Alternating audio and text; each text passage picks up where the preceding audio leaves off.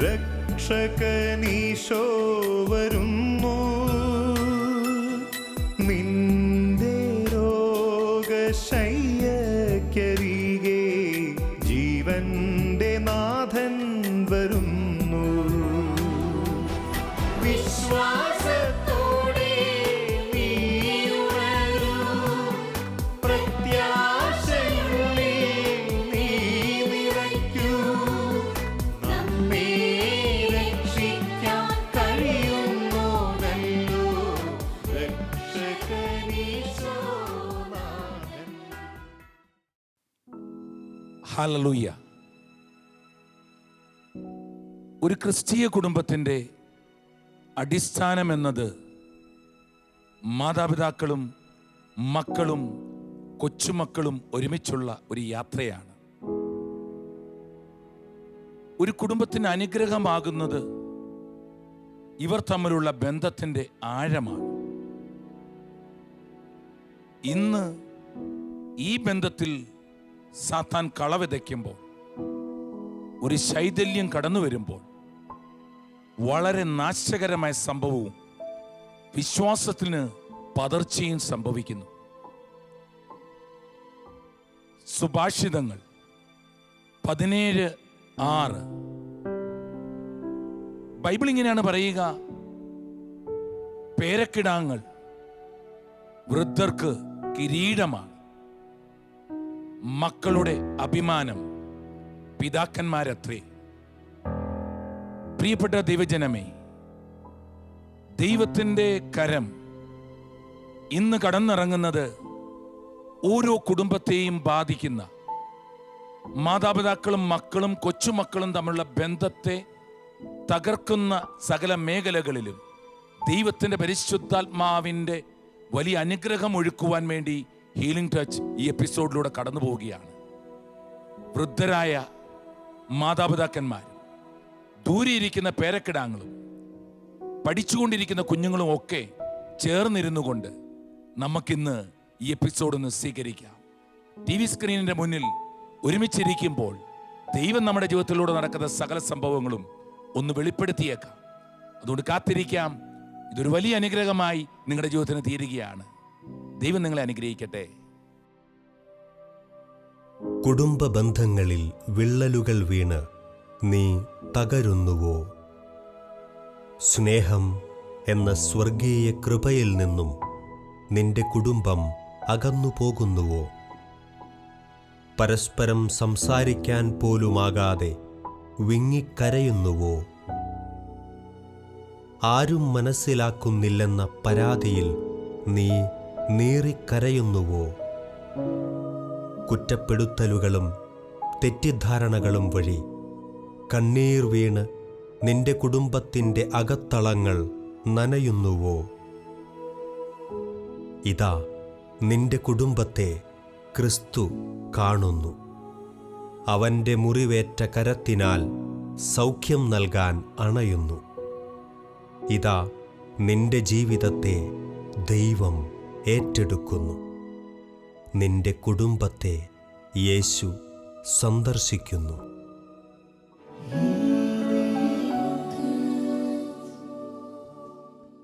പിതാക്കന്മാരും മക്കളും കൊച്ചുമക്കളും ഒത്തുള്ളൊരു ജീവിതം എത്ര അനുഗ്രഹപ്രദമാണ്, അതെത്ര സുന്ദരമാണ്. എഫെസോസുകാരുടെ പുസ്തകം 6-ാം അധ്യായം 2-ാം വാക്യം: നിങ്ങൾക്ക് നന്മ കൈവരുന്നതിന് ഈ ഭൂമിയിൽ ദീർഘകാലം ജീവിക്കുന്നതിന് പിതാവിനെയും മാതാവിനെയും ബഹുമാനിക്കുക. 2 കാര്യങ്ങൾ വളരെ പ്രധാനമായി ബൈബിൾ പറയുന്നു. നന്മ കൈവരുന്നതിന്, ദീർഘായുസ്സിന് പിതാവിനെയും മാതാവിനെയും ബഹുമാനിക്കണം. ഒരു ക്രിസ്തീയ കുടുംബത്തിൻ്റെ പൊൻതൂവലാണ് ആ കുടുംബത്തിൻ്റെ നടുവിലുള്ള പരസ്പരമുള്ള ബന്ധം. ഇന്നീ കാലഘട്ടത്തിൻ്റെ തിരക്കിൽ മറ്റു തരത്തിലുള്ള വികസനങ്ങൾ കടന്നു വന്നപ്പോൾ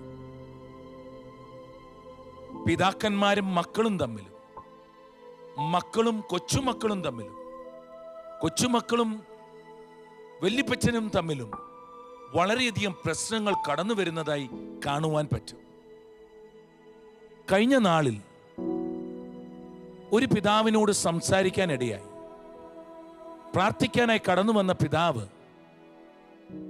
മുഖത്തുള്ള ശോകഭാവം ദൈവം എന്താണെന്ന് ചോദിക്കുന്ന ഒരു സമയത്ത് പൊട്ടിക്കരയുവാൻ തുടങ്ങി.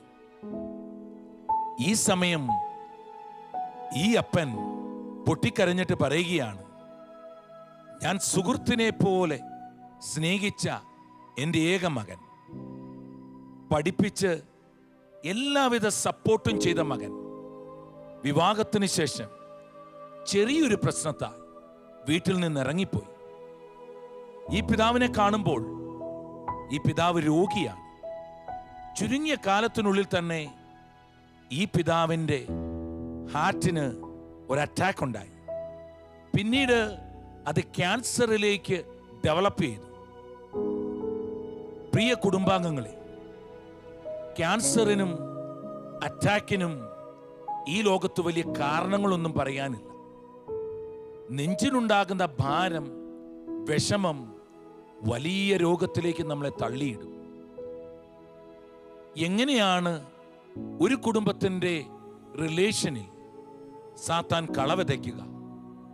ദൈവത്തിന്റെ പ്രിയപ്പെട്ടവനെ, ഇതിനെ അറിയുകയും അതിന്റെ അടിസ്ഥാനം കണ്ടെത്തുകയും ചെയ്താൽ ഈ മേഖലയിൽ നമുക്കൊരു അനുഗ്രഹമായി മാറുവാൻ പറ്റും. രണ്ട് രീതിയിൽ ഇത് കുടുംബത്തെ ബാധിക്കുന്നു.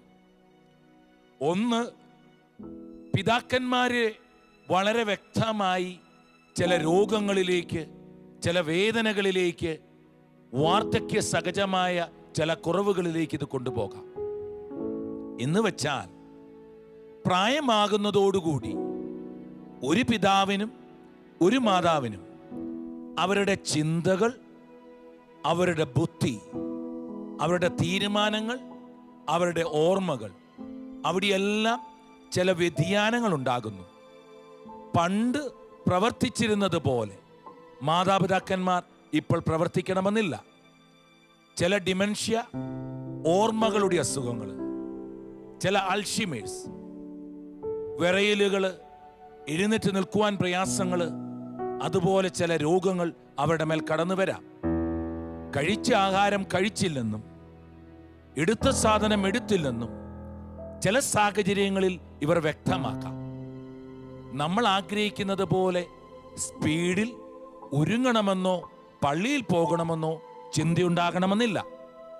ദൈവത്തിൻ്റെ പ്രിയപ്പെട്ട ജനമേ, കാരണം വാർദ്ധക്യം ചില വേദനകളുടെയും ഹോർമോണിൻ്റെയും വ്യത്യാസങ്ങളുടെ സമയമാണ്.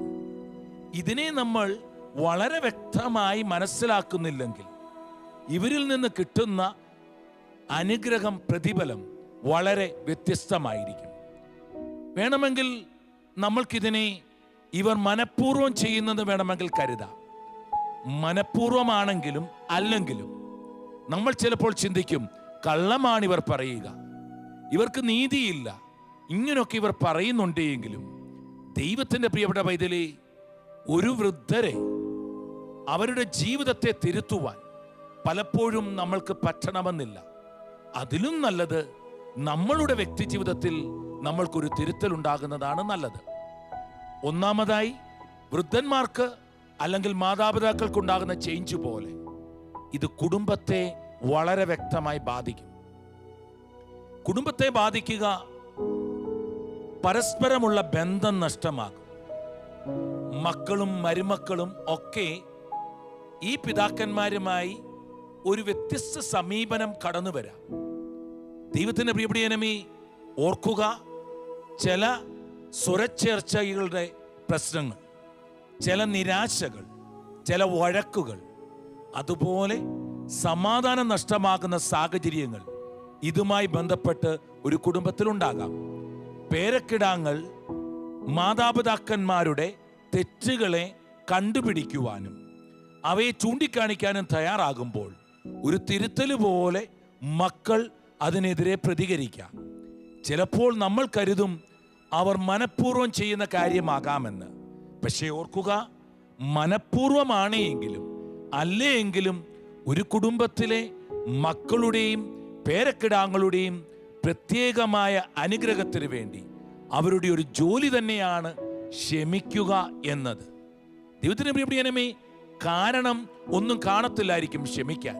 പക്ഷേ ഓർക്കുക, ഒരു ദൈവത്തിൻ്റെ മകൻ എന്ന നിലയിൽ ക്ഷമ നമ്മുടെ ജീവിതത്തിൽ വലിയ അനുഗ്രഹപ്രദമാണ്. ഒരു മരുമകൾ എന്ന നിലയിലും ഒരു മകൾ എന്ന നിലയിലും നമ്മൾ മാതാപിതാക്കന്മാരോട് അവർ ചെയ്യുന്ന പ്രവൃത്തികളോട് സ്നേഹപൂർവം ക്ഷമിക്കുകയും നേടിയെടുക്കുകയും ചെയ്തെങ്കിൽ മാത്രമേ ജീവിതത്തിൽ കുടുംബത്തിൽ അനുഗ്രഹം ഉണ്ടാകുകയുള്ളൂ. ഇതിന്റെ പ്രിയപ്പെട്ടവനെ, സങ്കീർത്തന പുസ്തകം 37 അധ്യായം 25 വാക്യം ബൈബിൾ ഇങ്ങനെയാണ് പറയുക: ഞാൻ ചെറുപ്പമായിരുന്നു, എന്നാൽ ഇപ്പോൾ വൃദ്ധനായി. നീതിമാൻ പരിത്യജിക്കപ്പെടുന്നതോ അവരുടെ മക്കൾ അപ്പം യാചിക്കുന്നതോ ഞാൻ കണ്ടിട്ടേയില്ല. സങ്കീർത്തകൻ പറയുന്നു, നീതിമാൻ പരിത്യജിക്കപ്പെടുന്നതോ അവരുടെ മക്കൾ ഭിക്ഷ യാചിക്കുന്നതോ അപ്പത്തിനായി ഭിക്ഷ യാചിക്കുന്നതോ കണ്ടിട്ടേയില്ല എന്ന് സങ്കീർത്തകൻ പറയുന്നു. ദൈവത്തിൻ്റെ പ്രിയപ്പെട്ട പൈതലേ, അനുഗ്രഹം, നീതി, നന്മ ഒരു കുടുംബത്തിലേക്ക് കടന്നു വരണമെങ്കിൽ ഇത് വളരെ നിർണായകമാണ്. പലപ്പോഴും ഇത് മനസ്സിലാക്കാതെ പ്രവർത്തിക്കുന്ന പല കുടുംബങ്ങളിലും വളരെ വലിയ നാശനഷ്ടങ്ങൾ കടന്നു വരാം. പിതാവിനെയും മാതാവിനെയും ബഹുമാനിച്ചെങ്കിൽ മാത്രമേ ഒരു കുടുംബം അനുഗ്രഹിക്കപ്പെടുകയുള്ളൂ. കഴിഞ്ഞ കാലഘട്ടങ്ങളിൽ ഒരു കുടുംബത്തിൽ അവർ തമ്മിലുണ്ടായ ശൈഥില്യങ്ങൾ, മാതാപിതാക്കന്മാർ തമ്മിലുള്ള വഴക്കുകൾ, സ്വാഭാവികമായി കടന്നു വരുന്ന പാർഷ്യാലിറ്റികൾ, മക്കൾ തമ്മിലുള്ള ഏറ്റുമുട്ടൽ ഉണ്ടാവുകയും അതിനുശേഷം മാതാപിതാക്കളെ പുറത്തിറക്കി വിടുന്ന ഒരു സാഹചര്യം ഒരു കുടുംബത്തിൽ കടന്നു വരികയും ചെയ്തു. ഏതായാലും നിസ്സാര കാരണങ്ങളും കടബാധ്യതയും കുടുംബത്തിൽ അവർ താമസിച്ചിരുന്ന വീട് ഒരു നിസ്സാര തുകയ്ക്ക് വിൽക്കുവാൻ കാരണമായി.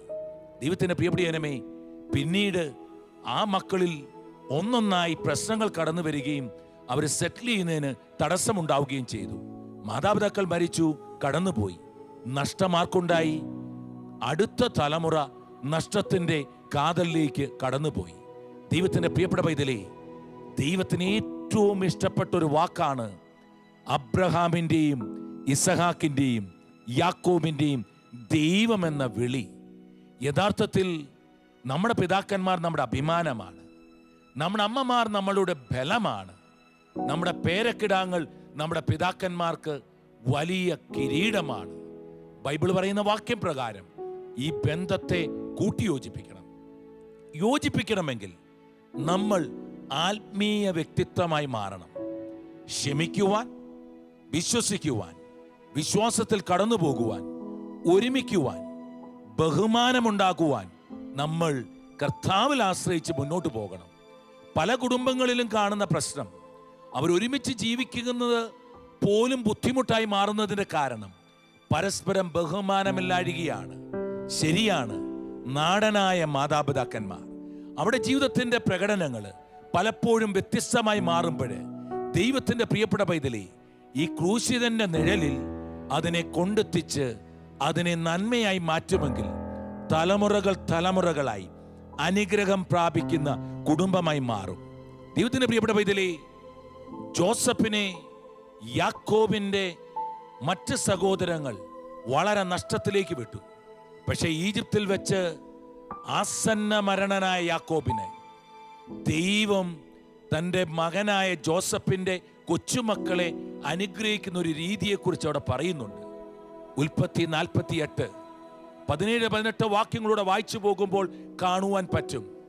ദൈവത്തിന് പ്രിയപ്പെട്ടവനേ, യാക്കോബ് കൈ പിണച്ചു വെച്ച് എഫ്രൈമിനെയും മനാസെയും ജോസഫിന്റെ കുഞ്ഞുങ്ങളെയും അനുഗ്രഹിക്കുന്നുണ്ട്.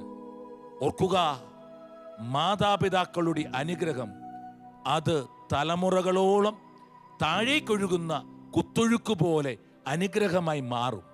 ദൈവത്തിന്റെ പ്രിയപ്പെട്ടവനേ, മനാസെ, എഫ്രൈം, പിന്നീട് ഈ ഗോത്രവർഗങ്ങൾ അനുഗ്രഹപ്രദമായി മാറുവാൻ കാരണമായത് മാതാപിതാക്കന്മാരുടെ അനുഗ്രഹമാണ്. ഓർക്കുക, ഹെബ്രായരുടെ പുസ്തകം 11 വളരെ വ്യക്തമായി ബൈബിൾ പറയുന്നു, ആസന്ന മരണനായ യാക്കോബ് തന്റെ വടി ഊന്നി നിന്നുകൊണ്ട് തന്റെ കുഞ്ഞുങ്ങളെ അനുഗ്രഹിച്ചു എന്ന്. പേരക്കിടാങ്ങൾക്ക് അനുഗ്രഹം നിർബന്ധമാണ്. പരീക്ഷയ്ക്ക് പോകുമ്പോൾ, എക്സാമിന് പ്രിപ്പയർ ചെയ്യുമ്പോൾ, ഏതെങ്കിലും പ്രത്യേകമായ ചില അനുഗ്രഹങ്ങൾ അവരുടെ ജീവിതത്തിൽ ഉണ്ടാകുമ്പോൾ, ജോലി സാധ്യതകൾ തെളിയുമ്പോൾ, വിവാഹത്തിനൊരുങ്ങുമ്പോൾ, ഒരു വലിയ ഉത്തരവാദിത്വം ക്രിസ്തീയ സഭയിൽ ഒരു ക്രിസ്തീയ കുടുംബത്തിനുണ്ട്. ദൈവത്തിന്റെ പ്രിയപ്പെട്ട പൈതലേ, തൻ്റെ മാതാപിതാക്കന്മാരുടെ അനുഗ്രഹം അതെന്ത് സാഹചര്യമായാലും എന്ത് പ്രശ്നമായാലും അനുഗ്രഹം മേടിക്കുവാൻ നമ്മുടെ കുഞ്ഞുങ്ങൾ അവിടെ മുന്നിൽ തലവണങ്ങിയേ മതിയാവുകയുള്ളൂ. പക്ഷേ ഓർക്കുക, അതിനുവേണ്ടി നമ്മൾ നമ്മളുടെ മാതാപിതാക്കന്മാരെ ബഹുമാനിക്കുകയും കുഞ്ഞുങ്ങളെ ഉയർത്തുവാനും ഒരുമിച്ച് നിർത്തുവാനും ഒരു വലിയ അനുഗ്രഹത്തിൻ്റെ സന്തോഷത്തിൻ്റെ കാലഘട്ടം പണിയുവാനും തയ്യാറാകണം. ഇങ്ങനെ കടന്നു പോകുന്ന ഒരു ക്രിസ്തീയ കുടുംബം ദൈവത്തിൻ്റെ പ്രിയപ്പെട്ട പൈതലേ വളരെ അനുഗ്രഹമായിരിക്കും. ആ വീടിൻ്റെ അകത്തേക്ക് ചെല്ലുമ്പോഴേ നമുക്ക് കാണുവാൻ പറ്റും ദൈവത്തിൻ്റെ അനുഗ്രഹത്തിൻ്റെ വലിയ ദർശനങ്ങൾ. അവിടെ സൂര്യൻ പ്രകാശിച്ചു നിൽക്കുന്നത് കാണുവാൻ പറ്റും. അവിടുത്തെ മാവ് കുഴയ്ക്കുന്ന കലവും അപ്പക്കൊട്ടയും വരുമാന മാർഗങ്ങളും അനുഗ്രഹിക്കപ്പെടുന്നത് കാണുവാൻ പറ്റും. കന്നുകാലികളും വയലും മുന്തിരിത്തോട്ടങ്ങളും വിളവ് പുഷ്പിക്കുന്നത് കാണുവാൻ പറ്റും. പൊട്ടിച്ചിരിക്കുന്ന പല്ലില്ലാത്ത മാതാപിതാക്കന്മാരെ നെഞ്ചിലേറ്റുവാൻ മക്കളായ നമ്മൾ തയ്യാറാകുമെങ്കിൽ, പേരക്കിടാങ്ങൾക്ക് തൻ്റെ കുഞ്ഞുങ്ങൾ അനുഗ്രഹമാകുമെന്ന് മാതാപിതാക്കന്മാർക്ക് തോന്നുന്ന സാഹചര്യം ഉയർത്തുമെങ്കിൽ, ദൈവത്തിന്റെ പ്രിയപ്പെട്ട പൈതലേ, നീതിമാന്റെ മക്കൾ അപ്പമരക്കേണ്ടി വരില്ല എന്ന വചനം സത്യമായി നമ്മുടെ ജീവിതത്തിൽ കടന്നു വരും. മറ്റൊന്നും നമ്മൾക്ക് ആലോചിക്കാനില്ല. നമ്മളുടെ വയസ്സായ, കൈവിറയ്ക്കുന്ന, കാല് വിറയ്ക്കുന്ന നമ്മുടെ മാതാപിതാക്കന്മാരെയും കുഞ്ഞ് പേരക്കിടാങ്ങളെയും നമുക്ക് ഒന്നിയേർന്ന് പിടിക്കാം. ഈ TV സ്ക്രീനിന്റെ മുമ്പിലേക്ക്, ക്രൂശിതന്റെ നിഴലിലേക്ക് നമുക്ക് കൊണ്ടുവരാം. കുടുംബത്തെ സ്പർശിക്കുന്ന ഈ ഒരു സംഗീതം, ഈ ഒരു ആരാധന നമ്മുടെ ജീവിതത്തെ തൊടുകയാണ്.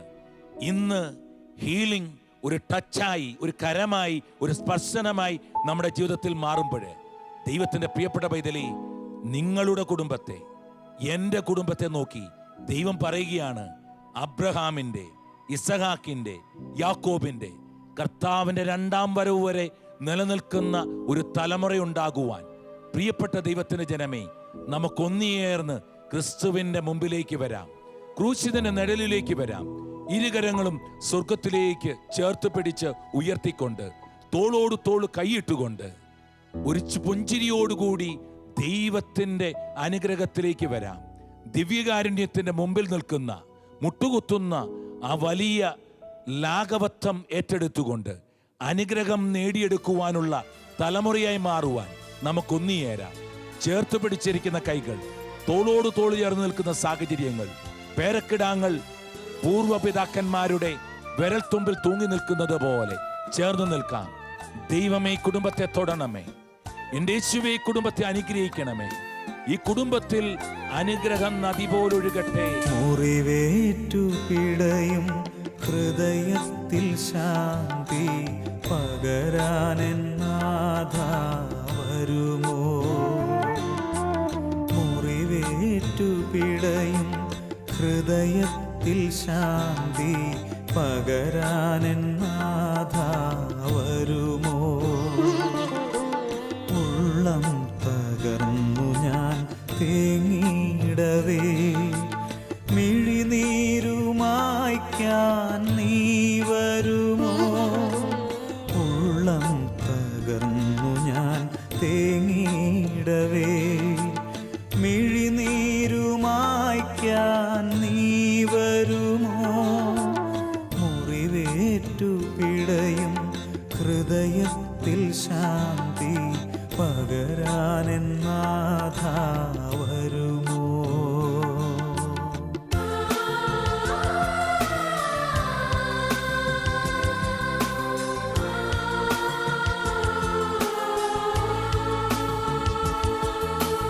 അരികത്തു നിന്നും അകലത്തു നിന്നും അലിവോടണയുന്ന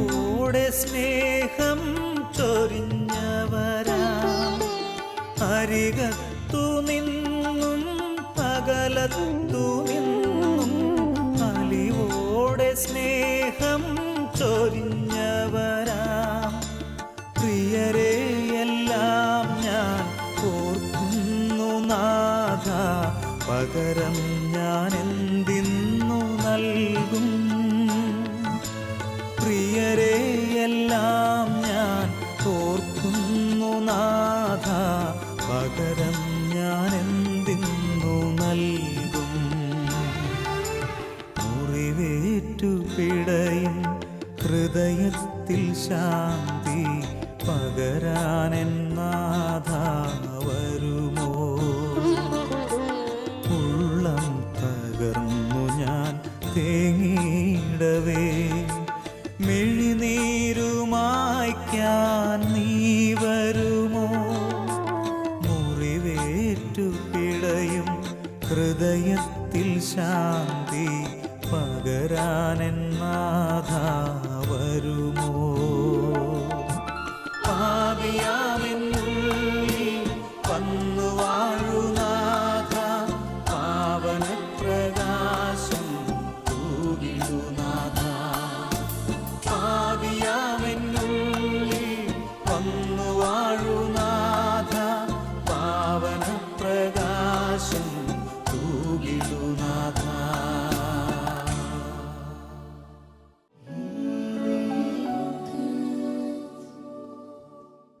ഇതാ യേശുവിൻ്റെ കരസ്പർശം നിന്നെ സ്വന്തമാക്കിയിരിക്കുന്നു.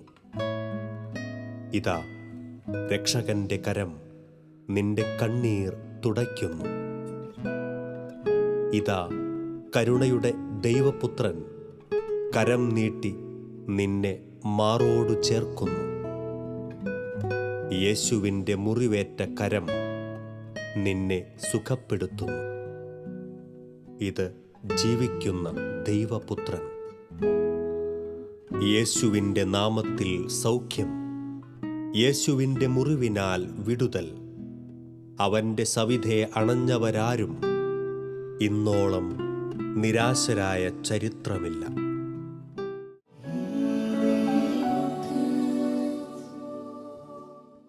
എന്താണ് ദൈവം നമ്മളോട് സംസാരിക്കുക ഇന്ന്?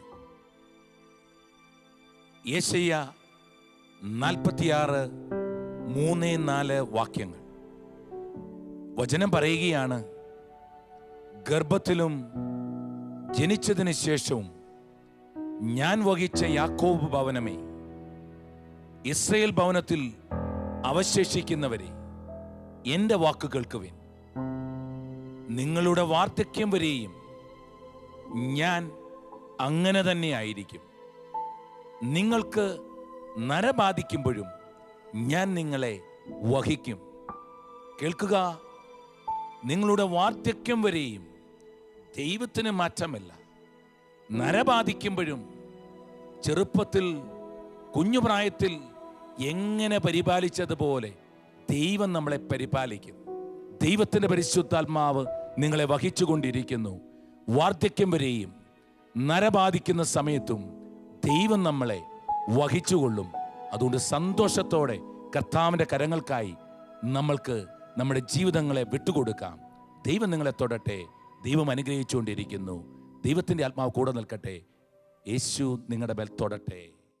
നസറായനീശോ വരുന്നു,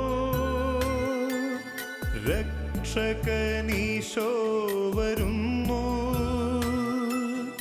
നിന്റെ രോഗശയ്യക്കരികെ ജീവന്റെ നാഥൻ വരുന്നു. വിശ്വാസത്തോടെ നീ ഉണരൂ, പ്രത്യാശയുള്ളിൽ നീ നിറയ്ക്കൂ. നമ്മെ രക്ഷിക്കാൻ കഴിയുന്നോനല്ലോ രക്ഷകനീശോ.